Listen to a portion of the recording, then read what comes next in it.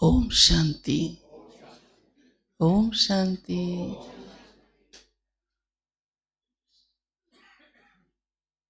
ये बहुत बड़ा भारी यज्ञ है। बाबा कहते हैं मैं इसे स्वयं आकर रचता हूँ। और आप ब्राह्मणों की रचना होती है, क्योंकि ये कोई स्थूल यज्ञ नहीं है जो हवन कुंड बनाएं और उसमें सामग्री स्वाहा करें। ये सारे विश्व के कल्याण के लिए यज्ञ है। और एक ही बार, क्यों बाबा ने कहा बहुत भारी है। बाबा ने कहा इसे बार बार नहीं, एक ही बार मैं आके रचता हूं।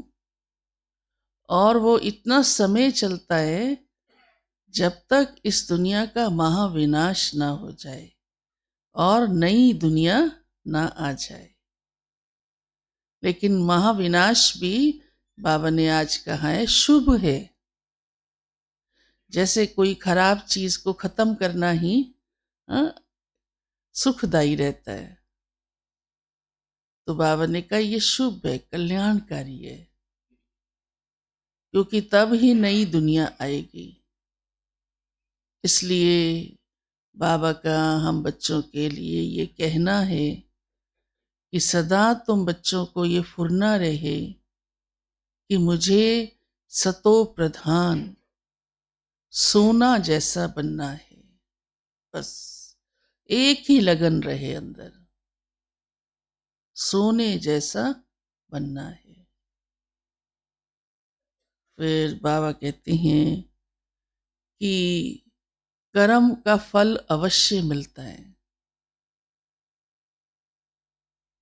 कोई भी निष्कामी नहीं हो सकता। कोई कहे भी कि मुझे नहीं चाहिए, मान लीजिए किसी ने बहुत बड़ा पुण्य किया, बहुत बड़ा दान पुण्य किया, कहे नहीं मुझे इसका रिटर्न नहीं चाहिए, लेकिन ऐसा नहीं हो सकता। उसको जरूर उसका फल उसी अनुसार बहुत ऊंचा सुखदाई मिलना ही है, और वो उसको भोगेगा ही। इसी प्रकार हर कर्म का बाबा ने कहा निष्काम कुछ है ही नहीं। अगर निष्कामी है तो सिर्फ और सिर्फ शिव बाबा, बस, क्योंकि वो निराकार है। और 5 तत्वों के इस प्रकृति की दुनिया में से उसका कोई बंधन नहीं है। और कर्म का फल भोगना इस दुनिया में होता है। यहां तक कि ब्रह्मा भी निष्कामी नहीं। इसीलिए तो देखो वो बाबा को समर्पित होता है तो बाबा उसको भविष्य श्री कृष्ण का पद निश्चित कर देता है। तो मिला ना, त्याग का रिटर्न मिला ना। वो ना भी चाहे लेकिन उसको मिला ना। तो मिला माना तो वो उसका भोगेगा ना उसको। भोगना शब्द इतना अच्छा नहीं है, माना उसका फल उसको पाया ना, जीवन में प्राप्त किया ना। तो कोई भी बाबा कहते निष्कामी नहीं। इसलिए बाबा ने कहा है सेवा को करते जाओ। और बाबा कहते सेवा आगे बहुत बढ़नी है। और यही पढ़ते समय ख्याल आ रहा था, सारी रील घूम के आ गई आंखों के आगे, कि कैसे बाबा ने धीरे धीरे सेवाओं से इस यज्ञ को कहां से कहां तक लाया, जो आज इसका सारे विश्व में नाम है। तो बाबा ने कहा सेवाएं तो बहुत बढ़ेंगी और दिख रही हैं। इतनी सेवा है, बहुत सेवा है। फिर बाबा आज कहते हैं ये बहुत वंडरफुल क्लास है। ऐसा क्लास दुनिया में कहीं नहीं होता। ऐसी यूनिवर्सिटी, इतनी ऊंची यूनिवर्सिटी, वहां तो एक ही स्टैंडर्ड के लोग बैठते हैं ना। इवन एडमिशन ही नहीं मिलता लो स्टैंडर्ड को। लेकिन यहाँ तो बाबा कहते हैं छोटे भी हैं, बड़े भी हैं, बच्चे भी हैं, बूढ़े भी हैं, यहाँ तक कि अहिल्याएं कुब्जाएं भी हैं, हाँ, जो ABC भी नहीं जानती, हाँ, का खा गा भी नहीं जानती। शुरू में तो कितनी माताएं ऐसी आती रहीं जिन्होंने कभी स्कूल में ही नहीं गई थी।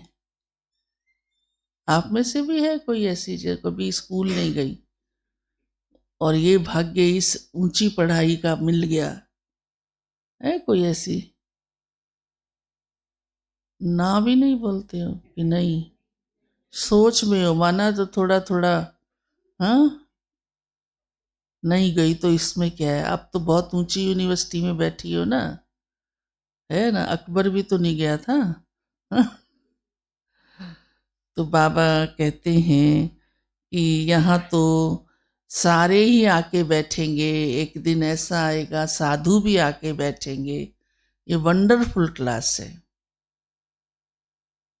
हमने सुना है ना, बहुत साल पहले की बात है, विदेशी फैमिली आई हुई थी यूके से, तो यहाँ ही नीचे ही पट पे बैठी थी माता।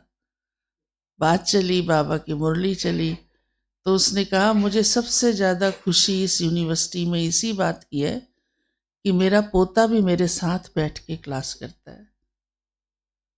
कहीं होता है किसी यूनिवर्सिटी में ऐसे? हाँ, नहीं होता ना।